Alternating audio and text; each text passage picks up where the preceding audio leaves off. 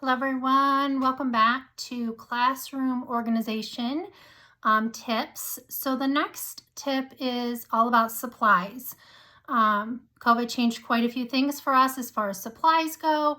We always used to do community supplies in first grade, and to some extent that's just completely going away.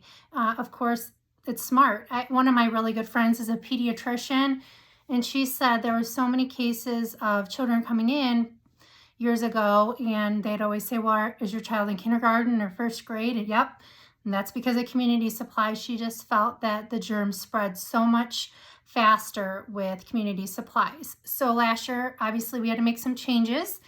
So I'm going to share with you some tips that I use for classroom organization of school supplies and what I keep in the kids' hands and what stays out of their hands. So I'm sure we'll all have our own opinions on this. Maybe you can pick up one thing or a different thing. So my students have a tub like this. I actually purchased it for them, but you could ask for it. Our school supply list is kind of goofy. We all have to agree on things, so I couldn't put it on there. I do have some really awesome labels that I will link in this description that you can grab that fit nicely on here.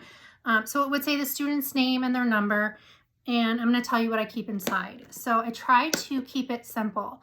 You want kids to be able to handle their own materials and keep it organized, so keep it simple.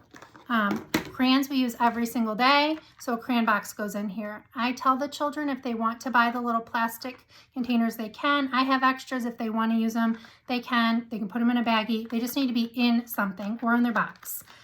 Scissors go in this container, and I let them keep 2 glue sticks.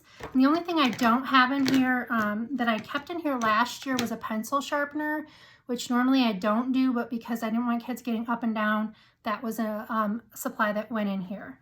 So I'm going to close this. This is something we get into, but it doesn't need to be open all the time. And then the other thing I got was, this is from the dollar store, and I keep 2 things in here. Highlighters, and I like the skinny because their little hands can grip them better. And I usually let them keep 2, 3 highlighters in here. And we use these all the time. We use these for finding evidence in text, highlighting chunks. A lot of phonics work is done with this. A lot of nonfiction text features when we're looking for headings or highlighting words in the glossary, or all those things more towards the middle and end of the year. But the beginning of the year, we use this a lot for phonics. Then we keep 3 pencils in here, and some short pencils too for those kids that need the short pencils. So that is what the kids have at their hands at all times. Now, they do send in markers. Those stay in their locker. And sometimes I keep them in another bin, which I'll share with you in a minute, but in another video, not a minute. I don't like to use markers on a daily, regular basis just because they get all over the desk, they're messy, and a lot of things I do are double-sided to save paper. So when you use a marker, it bleeds through, and then I can't read their writing, and it's just messy to me. Again, that's a personal preference. The other thing that I want to share with you with supplies is I have this 3-tier cart. You can find them anywhere. And on that 3-tier cart, I keep 2 things, actually 3 things. Okay, so one of the things that I keep on there is a crayons bin, and this is just a Target bin. And I just put loads of lost and found crayons. So when I'm cleaning up the room and the kids are cleaning up the room, if they ever find a crayon on the floor, it goes in here. Then when you're teaching and somebody says, I don't have a black crayon, they don't have to say that. They can just go to the lost and found bin, grab a black crayon, go back to their seat. So they have, they don't have to get a whole new box of crayons out. They have endless supply of crayons. And this box will build up faster than you can even possibly believe. Also, I should say, we ask for 4 boxes of crayons at the beginning of the year just because they're so cheap. I usually only go through 2, but again, it's a team decision. So we ask for 4. So we do change them over. And then any non-broken crayons, I also transport into this container for others to use. And the other supply thing that I will keep together, as so to speak, not a community supply, but in a community location, are glue sticks. So if you are a first grade teacher, kindergarten teacher, possibly second grade teacher, you go through so many glue sticks.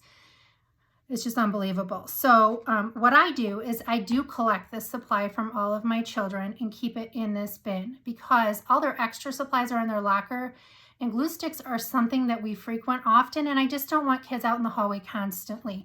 So I put them all in this tub, and then when they need a glue stick, they can come grab a glue stick. They don't have to ask. But the tip that goes along with this, and I don't have it with me, on the third tier of the cart is a metal jar, and I do have a picture to show you. So have you ever had a kid say, I can't find my glue stick cap? Well, we don't have that problem in my room anymore. So we have a little bucket, and anytime kids finish with their glue stick, if the bucket's low, they put their cap in the bucket. Obviously, we don't need this many glue stick caps, but once this is full, you don't need to even collect them anymore. But then kids, if they lose their glue stick cap, it rolls under something, they can just go grab another cap. So this is kind of how I manage my school supplies. I don't really think there's any other, we don't do colored pencils just because of the sharpening aspect of that. And we do use dry erase markers, but we put those somewhere else. Again, I will share that tip with you in another video. So these are just the main supplies that we utilize daily. I thought I'd come on here and share with you how we organize those in our classroom. Have a great day. I'll drop some links below if you want to grab some of these things, and I will see you soon with another tip.